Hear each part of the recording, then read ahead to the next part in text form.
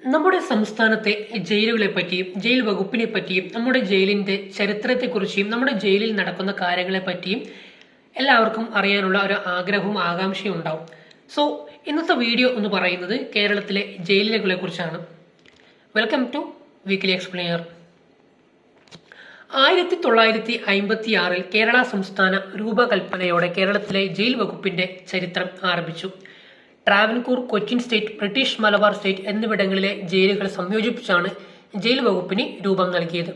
1862-63 ദിവാൻ sir T മാധവറാവുവിന്റെ കാലത്താണ് തിരുവിതാംകൂർ സംസ്ഥാനത്തെ ജയിലുകളുടെ ആദ്യ ഭരണ റിപ്പോർട്ട് പ്രസിദ്ധീകരിച്ചത്.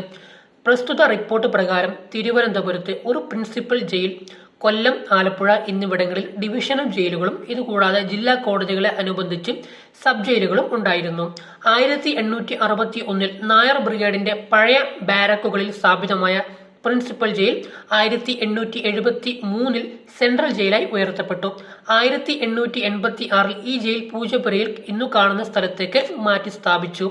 ഈ ജയിലിൽ അതേ വർഷം തന്നെ ദിവാൻ സർ ടി രാമറാവു വ്യാവസായിക സംരംഭങ്ങൾ ആരംഭിച്ചു. തുടർന്ന് തടവുകാരുടെ അവസ്ഥ മെച്ചപ്പെടുത്തുന്നതിനുള്ള നടപടികളും കൈക്കൊണ്ടു. 1890 ഭരണാധികാരി നിലംബരമായ തടവുകാർക്ക് ജയിലിൽ നിന്നും വിടുതൽ ചെയ്യുമ്പോൾ അവരുടെ വീടുകളിൽ എത്തുന്നതിനാവശ്യമായ പണം നൽകുന്നതിന് ഉത്തരവ് നൽകി. 1904 സെൻട്രൽ ജയിലിൽ വനിതാ തടവുകാർക്കായി പ്രത്യേകം ബ്ലോക്ക് സ്ഥാപിച്ചു. തടവുകാർക്ക് വൈദ്യസഹായം നൽകുന്നതിനുള്ള ചുമതല സ്റ്റേറ്റ് ചീഫ് മെഡിക്കൽ ഓഫീസർക്കായിരുന്നു.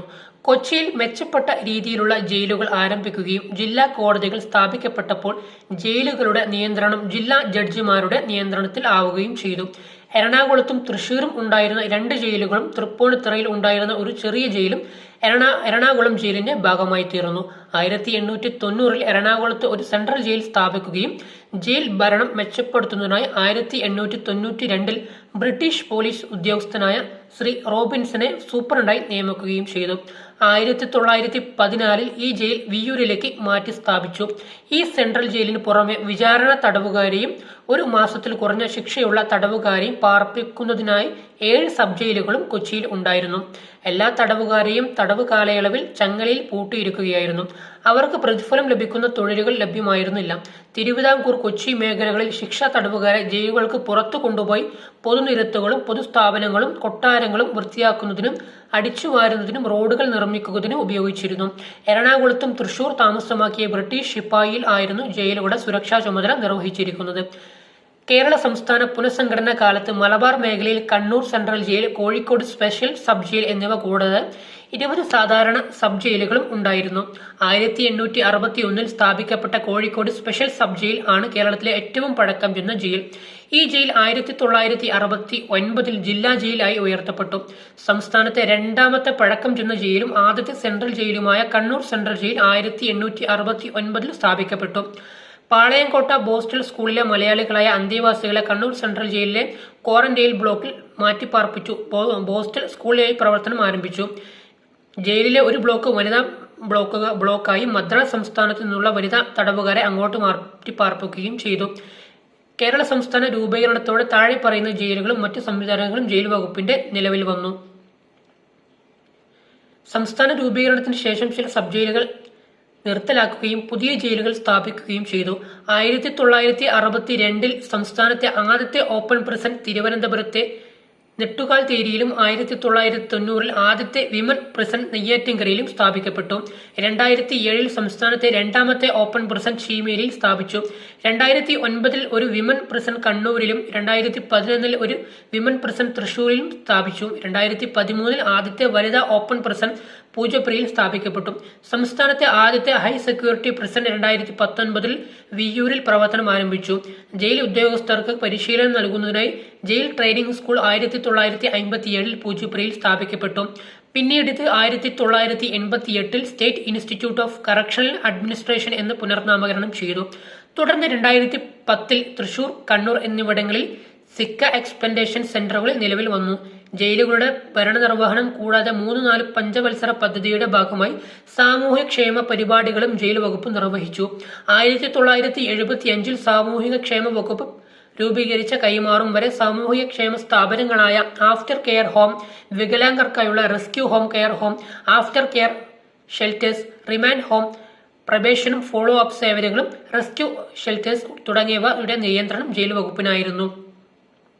1953 ഒരു പ്രത്യേക ജയിൽ IG തസ്തിക സൃഷ്ടിക്കുകയും ഏറ്റവും സീനിയറായ സെൻട്രൽ ജയിൽ സൂപ്രണ്ട് ശ്രീ AV ജോണിനെ ജയിൽ IG ആയി നിയമിക്കുകയും ചെയ്തു.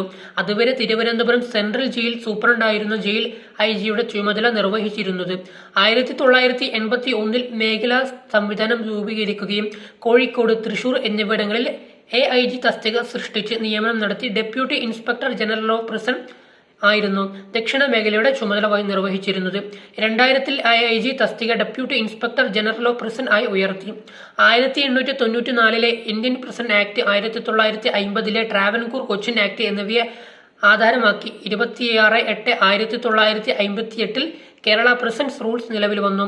തുടർന്ന് 2014 ആധുനിക തെരുത്തുരൽ ആശയങ്ങളെ അടിസ്ഥാനമാക്കി കേരള പ്രിസൺ ആൻഡ് കറക്ഷണൽ സർവീസിൽ ചട്ടങ്ങൾ 2014 നിലവിൽ വന്നു. ഈ ചട്ടങ്ങൾ 2010 Kerala prison and correctional service act അടിസ്ഥാനമാക്കി രൂപീകരിക്കപ്പെട്ടിട്ടുള്ളതാണ്.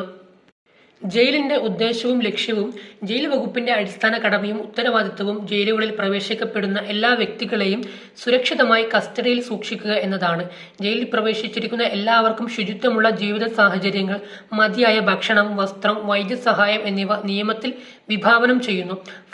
ഫലപ്രദമായ തൊഴിൽ പരിശീലനം ഉൾപ്പെടെ അന്തേവാസികളുടെ തെറ്റുതിരുത്തൽ, നവീകരണ, പുനരധിവാസം എന്നിവ ലക്ഷ്യങ്ങൾ കൈവരിക്കുന്നതിനാണ് ജയിൽ വകുപ്പിന്റെ പരിശ്രമം. അന്തേവാസികളായ വ്യക്തി എന്നതിലുപരി മനുഷ്യവിഭവ സ്രോതസ്സായി പരിഗണിച്ചുകൊണ്ട് അക്കാഡമിക് യോഗ്യത കണക്കാക്കാതെ വൈദഗ്ധ്യവും നൈപുണ്യവും മനസ്സിലാക്കി വ്യത്യസ്ത മേഖലകളിൽ സ്വയം പര്യാപ്തമാക്കി മാറ്റുന്നതിനുള്ള തീവ്ര ശ്രമമാണ് നടന്നുവരുന്നത്. ഈ കാലഘട്ടത്തിൽ ജയിലുകൾ എന്നത് ശിക്ഷാ കേന്ദ്രങ്ങൾ എന്നതിനുപരി തെറ്റുതിരുത്തൽ കേന്ദ്രങ്ങളായി മാറി.